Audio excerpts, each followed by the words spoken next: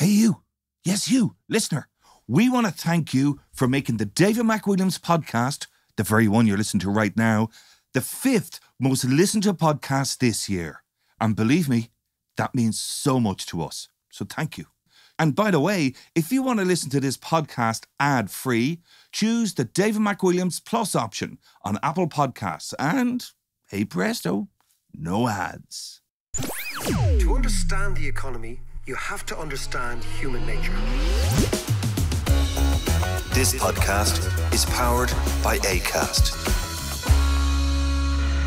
How you doing there? It is podcast time. Now, this podcast, we are going to talk about the Irish election, but there is nothing really certain as of yet, because in Ireland, Irish listeners, if you're obviously from Ireland, you'll know it takes a long time. If you're a foreigner or an outsider listening to this, it's the third secret of Fatima shit, isn't it? When it comes to John's face. As I always say, there used to be a moratorium for broadcasters from the day before, 24 hours before you vote. That's been lifted. But I actually think they should put a moratorium for the 3 days after.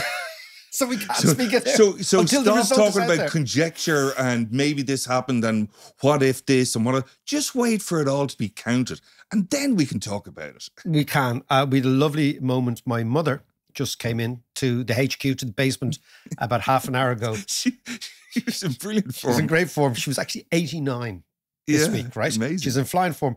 But I love the way she said, I wouldn't give him an inch. Who was that? Joe Schmidt. She met the Australian manager in the Radisson in Dublin the other day. And she said, he came over to us and I said, I will not wish you good luck. I love it. I'd say she bent his ear. Oh, she completely bent his ear. You know, when he was managing Ireland, all day, lovely chap. Yeah. But once he's managing Australia, the granny Ma said, no way. Not having it. Not having it. Not having it. Anyway. So, Mac, I see you're looking a bit tired and I know. Struggling a bit, perhaps. Do you know why, John? Because I was up in the middle of the night doing ABC radio in Australia. Really? Yes. Nice. The Money, the book, obviously, is selling really well in Australia. So they asked me to come on and explain the ideas behind it, you know, this notion that money is a technology, this notion that you can actually look at human progress through the lens of money. And you can, in a way, map human progress and money together. Yeah, as I've said to you great. before, you know, It's great. it's this magic technology. Yeah. So, that was in Australia. So it's selling well and it's doing really well here. So, And of course, Christmas is coming up, everybody. of course, John, Christmas is coming up. So yes, buy your copy of Money. Is that what we're saying? Yes. I think so, yes, Yeah. in a roundabout way. Before it runs out, all the money. Anyway, before we talk about the Irish election, John, I want to talk about Syria. Right. So something has happened in Syria in the last couple of days that I think will change the world, right? So we started about this time last year. Remember we did our big series about the Middle East? Yes. Palestine, Israeli conflict, Yeah. who was who, where it had all come from, etc. And I think, in fairness, we did a reasonably decent overview of the historical background. But what we were talking about was the Sykes-Picot, which was, after the First World War, a French and British civil servant, British guy called Sykes, French guy called Picot, divided up the Ottoman Empire. Yeah. And created countries like Iraq, Syria, the UAE, Saudi Arabia, of course, Palestine, Drawing Lebanon. lines in the sand. That was the thing, lines in the sand, right? Yeah. And this has always been an incredibly fragile construction because it is a construction. Yeah. That doesn't really reflect the ethnic mix of the region at all. Yeah. So there are Arabs, there are Alawites, there are Kurds, there are Turkomans, there are Druze, there are Armenians, there are Syrians, there are Christians, there are Greeks, there are Jews, there are Palestinian Christians, Palestinian Arabs, Muslims, all in this area. Yeah. And the lines in the sands basically lumped people together who had always lived together. Yeah. But the amazing thing of the Ottoman Empire was it was reasonably peaceful. The Ottomans kind of allowed people to do their thing. But what the Israelis have done in Gaza and then in Lebanon is now shifting to Syria. And Syria will be the future of the region. And of course, what has happened over the weekend, John, is that Aleppo, the town in the north of Syria, which I was actually in. It's called Halep in Arabic, right? And a couple of years ago, I went down there to the Turkish border to do a charity event for refugees from Aleppo. Yeah. And it has been completely destroyed. But now the Syrian government, which is Alawite, which is Assad, which is supported by Shiites in Iran, and of course supported by Russia, they have lost Aleppo to a Sunni group, which are a jihadist group who are backed by Turkey. Just explain to me the timing of this. Why now? Why is that just suddenly happening? This is because the Israelis have upset the apple cart. Okay. Right? So the Israelis have profoundly weakened everybody around them. The Turks have wanted to make their claim to be the regional boss guys, and they are the biggest army. Yeah. And of course, their natural enemy are the Kurds. Yeah. So what they want to do is they want to make sure that the Turks run Syria after everything collapses, i.e. the Assad regime. But this puts the Turks on a collision course with the Russians. Right. Now, Turkey and Russia have been eternal enemies since Catherine the Great and the Ottoman sultans scrapped for years and years and years in the 16th, 17th, 18th century, right? So this has always been a row. Can I just ask you, though, I mean, I know there's always been tension between them, and especially a few years ago, do you remember that incident where the Turks shot down a Russian plane? Yeah. But did they not kind of make up, and then they start buying arms and stuff from the Russians? It's all, so basically in the region, you have the big players, the Turks, the Iranians and the Russians surrounding the Black Sea and the Caspian, right? The Iranians are Persians. They've disliked the Turks for millennia, not centuries, millennia, right? Yeah. So the Turks originally come from the steppe in Asia, right? Yeah.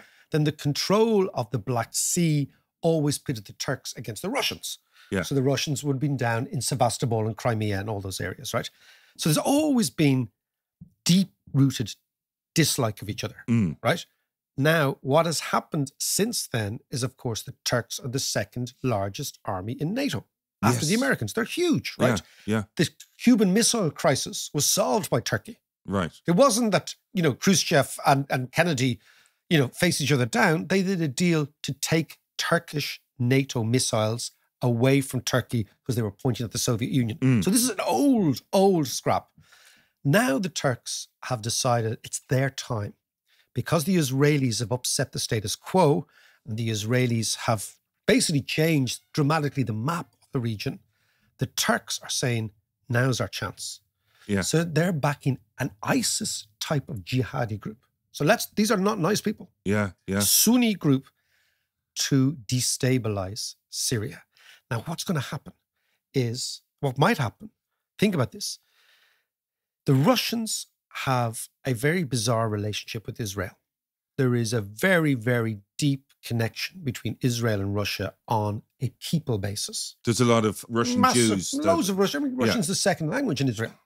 You'll hear Russian spoken all the time, right? Okay, really? Oh, yeah, because all these Russians have arrived in the last 20 years. Yeah, and lots of them don't speak Hebrew. Like, if they're older generation, they don't speak Hebrew at all. Yeah. So you'll hear Russian. There's a Russian language TV. There's a TV station in Russian. There's radio stations in Russian. Everything, right? So there's been this very, very close proximity. But because America has always been Israel's biggest geopolitical supporter, Russia strategically has been anti-Israeli. So you've got this strange situation where the Russian people are very close to Israelis. Yeah. But the Russian government is very anti-Israeli because Israel is close to America. Right. The question is, in a row over Syria, will the Russians change sides and abandon Assad, support Israel in the region in order to prevent the Turks from dominating? That is a huge question for next year. Jesus. And I can see, because the reason I started with the Sykes-Picot is that was a colonial settlement driven by the superpowers at the time that were Britain and France. Britain and France are now Mickey Mouse powers. Yeah. Therefore, the borders drawn up by Mickey Mouse powers are Mickey Mouse. If you think about it, the new powers in the region are the Yanks, the Turks, the Russians, and of course the Israelis. So this is another front where NATO is vulnerable. Completely. And be sucked into another regional war. Completely. Take this at the same time as NATO is losing in Ukraine. Yeah. And what you have, I'm just setting it up, right? Because I think next year is going to be an extraordinary year where the very essence of the post-Second World War settlement unravels. And what I mean by that is those countries that were created after the First World War in the Middle East survived the Second World War because the Second World War didn't, in effect, involve the Middle East. Then the United Nations created Israel in 1948. This has been the most problematic state in that region. And now the idea, it seems to me, that countries that were invented 100 years ago could easily disappear. Yeah. Like we're kind of wedded to these countries, Yeah. but if you look at the map, the ethnic map, the Kurds and the Alawites and the Arabs, I mean, there's a whole host of cosmopolitan ethnicities in the region which only made sense when ruled by an empire. Because empires, amazingly, A, most people throughout human history have lived under empires. Yeah. And B, empires have a bizarre tolerance because they're so diverse. Yes, of course, yeah. But how is Trump going to deal with this? Because this is another reason for Trump to perhaps pull out of NATO. Because he will find himself, if he's supporting Israel and Russia weirdly supports Israel too. Yeah, against Turkey, that's against NATO. It's all up for grabs. What I'm saying is, John, I think you're absolutely right. All these questions, it's just we're coming to the end of 2024. It's time really for the podcast and for ourselves to think about, to look at 2025, right? Yeah. And 2025 looks to me, given what we've seen all around, as maybe the year when countries disappear. Look, it's very clear that the Ukrainian borders are going to shift. Yes, yeah. So once that happens in Ukraine and the world accepts it, why doesn't it happen in Syria? Why doesn't it happen in Iraq? Why doesn't it happen in Lebanon? Do you see what I mean? You begin a process, and then each event gives the permission for another event.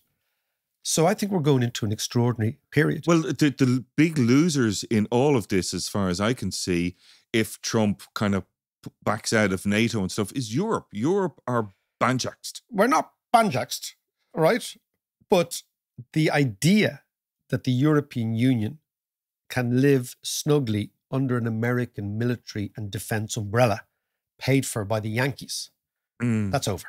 Yeah. That's okay. completely Yeah, over. I see that. And I think... But it emboldened Putin now. It'll embolden Putin. It'll shift the axis onto Germany. People will say, okay, what are the Germans going to do? Because Germany is still... Germany's a population of 90 million people. It's big. Yeah. Russia's only 120 million, right? Germany's a big country. Yeah. You've got Poland, who are tooling up completely on the military front. You have the Baltics, what's happened to them. And all the while, the southern eastern corner of Europe, the Levant, Israel, Syria, which is in effect on the European border, the Mediterranean border, exactly. is up in flames. And then if China invade Taiwan, that'll keep America occupied. Yeah, the Chinese won't bother.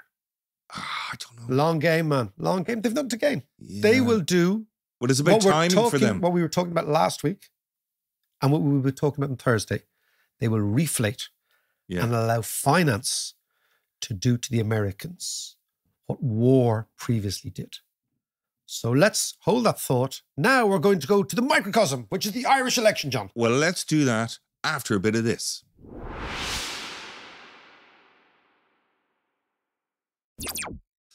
So, Mac, back to the Irish election, which happened on Friday the 29th. Now, counting as of this recording is still taking place, and it goes on forever with preference votes being swapped and transferred and blah, blah, blah. It's all very complicated. But it looks like the old coalition are going to... it's kind of not much has changed. Yeah. But having said that, everything needs to change. So let's have a chat about that. The major theme in the Irish election was housing, housing, housing. And this new government needs to reset the housing issue here and build and build and build. And this is going to discommode many, many people. So how do you do that? So the first thing is to look at the problem in Ireland is not absolutely unique to us. We like to think that Ireland is exceptional, but we are not. All English-speaking countries have had a calamitous record in house production, building flats, apartments, etc., for the last 30 years, right? So we have to look at that. This podcast is not necessarily about Ireland.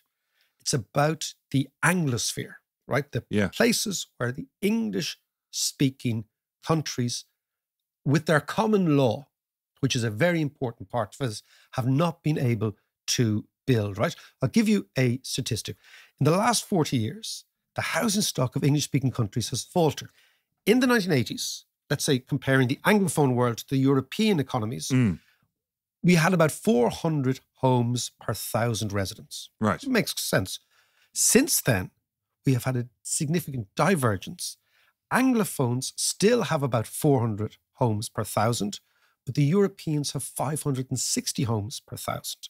Okay. Right? So they have built dramatically more than we have, reflecting population increases, etc. But the point is, there's more places to live per 1,000 on the continent than there are in the Anglosphere. How come that's the so case? This is the big thing, right? Now, what this means is it means that house prices in the Anglophone regions have gone through the roof. So, for example, Irish house prices are now 85% above where they were in 2012. And Irish rents are more than 85% above where they were in 2012. In contrast, Italian house prices have fallen by 12% since 2012, right? So you can see a dramatic change. Even in the cities, because I know there's an emptying out of rural areas. Even in the cities, because they build. Remember we talked about the Italians being able to build metros? Yes, They can build, right? Now, lots of people put this down to some sort of, Ireland, we're culturally attached to land because of the famine, right? Okay, that may well be the case. And we like houses that have 3 bedrooms and a front and back garden, right? Yeah. Or we did like that up until now. But I'm not sure that this explains it. Because if the Irish are exceptional, why is the same thing happening in America, in Canada, hugely happening in Britain? Yeah. And I think the reason has got to Australia? Aussies have a massive housing problem. Right. Yeah. It's to do with the structure. So I'll give you another statistic, right? Irish people are Anglos in general don't like dense city living. We don't like it.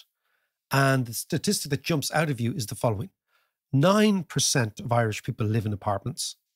Only 66% of Spanish people live in apartments. That's amazing, actually. That's an amazing stat. But I wonder, actually, that it feels to me, like talking to my kids and stuff in their 20s, that attitude may be changing.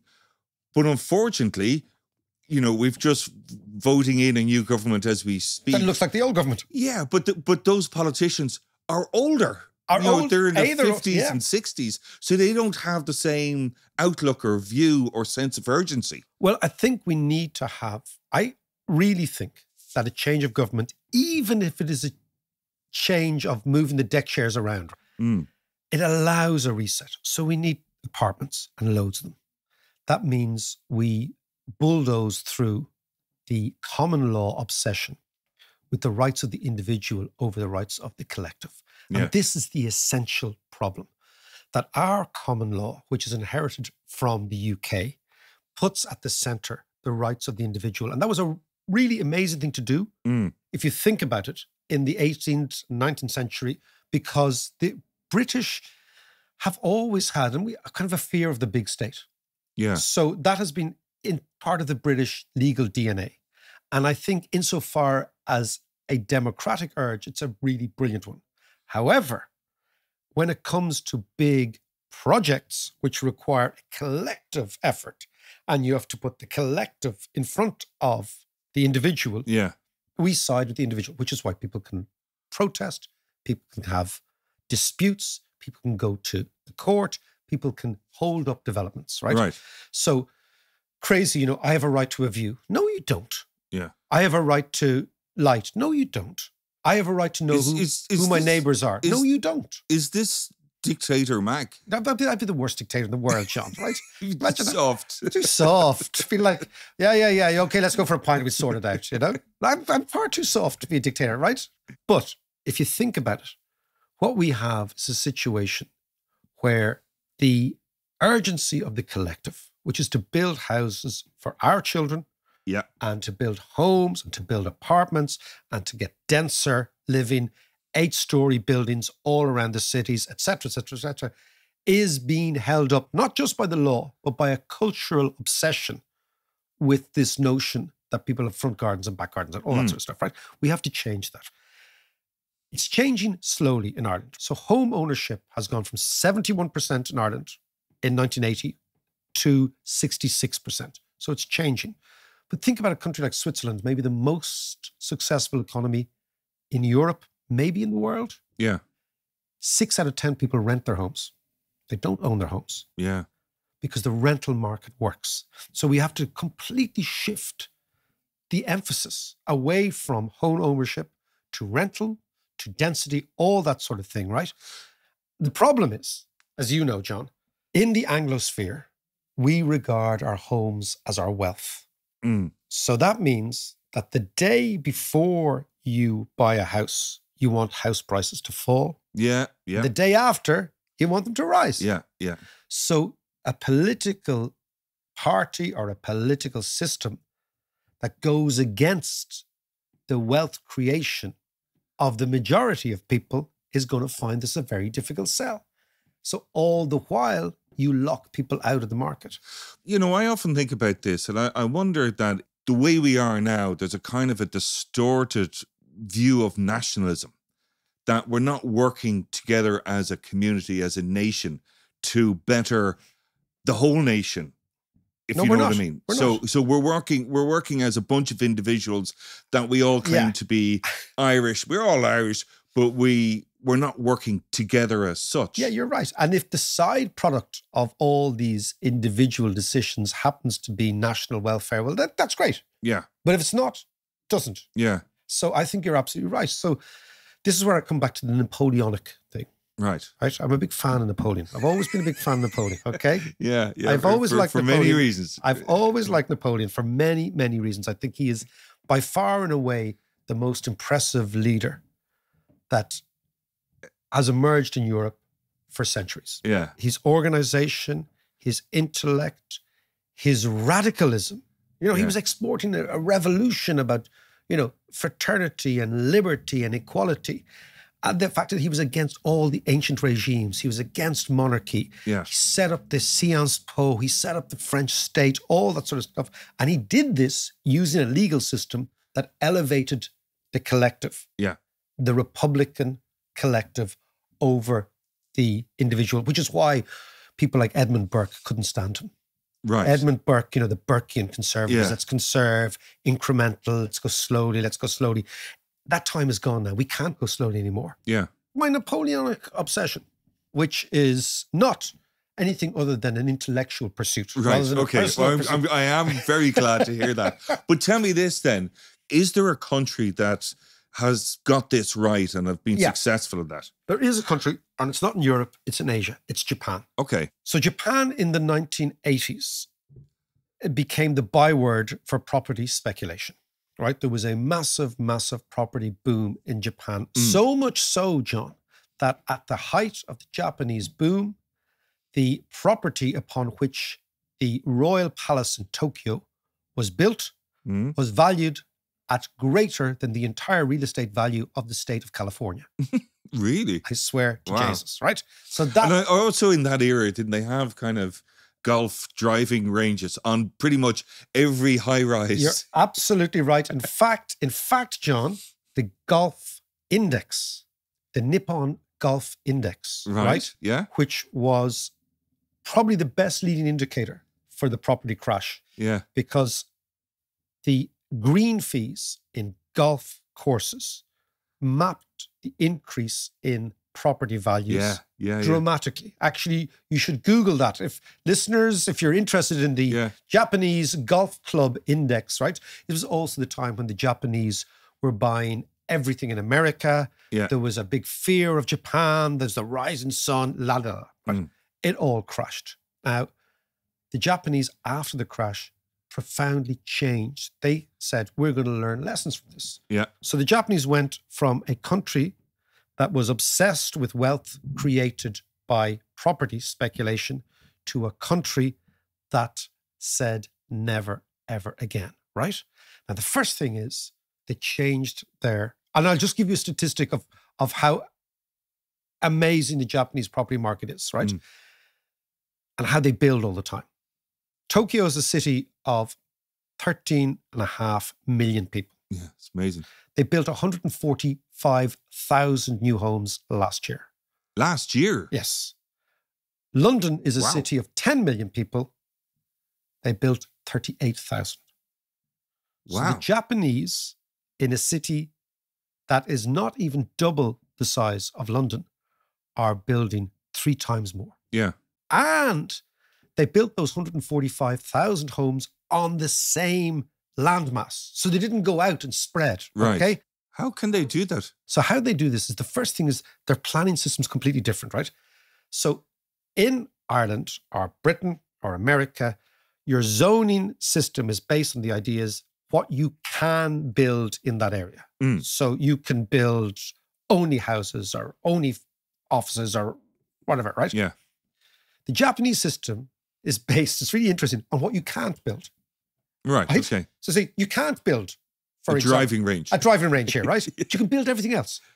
So what it's done is led to a kind of higgledy-piggledy rezoning. Yeah. You can build everything. So that's why there's shops on ground floors, there's shops, if you go to places like Japan, there's shops on the 4th floor. And then there's a bar on the 4th floor. Yeah. And then there's a shop, and then there's somebody living underneath it, right? So you can build whatever you want, which is why Japanese cities have this really weird kind of, people who go there will say, feels like the 22nd century. Yeah. Right? Yeah. Like kind of Blade Runner sort of thing. Yeah. But it's all based on the idea that planning is based on not what you can build, but what you can't. Yeah. So they might say, you can't build a prison here, but you build everything else. Right. Okay. And away they go. And so that's the first thing. The second thing is that the Japanese regard housing. And this is a really interesting thing. We in the Anglosphere has an obsession with the ancient, right? So people want to live in old houses. They want to live in Georgian houses. They want to live in Victorian houses. There's an obsession with the old. What I would say, there's a fetish with antiquism in our world, right? Yeah. The Japanese regard houses as a bit like cars. Yeah. That technology is moving ahead, and that in the same way as a car from the 1980s looks obsolete now, they think a house from the 1980s is obsolete, right? They're like, why the fuck would you want to live in this whole thing, which is drafty, doesn't have proper insulation, doesn't have, So you just start again. But if you think the whole IKEA revolution of how we think about space, right? The Japanese think, okay, we have reconfirmed, or we have reimagined space, we have reimagined technology, so we change our houses. So basically they trade in their houses like they trade in their cars. Right. So they change the housing stock every 20 or 30 years. Whereas we change the housing stock maybe at a push every 100 years.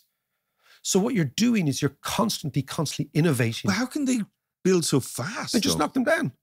Modular building, they do all this new technology, right? Yeah. We still in Ireland, there is a premium on houses that were built 400 years ago, 300 years ago. Yeah. The Japanese laugh at that. So as far as they're concerned, it's like fetishizing a car that was built in the 1950s. Yeah. With a stupid engine, gas guzzling, no air conditioning, no surround sound system, Yeah. So I love this idea, but it means that the cities look different. But Japan has done it, right? They've done it.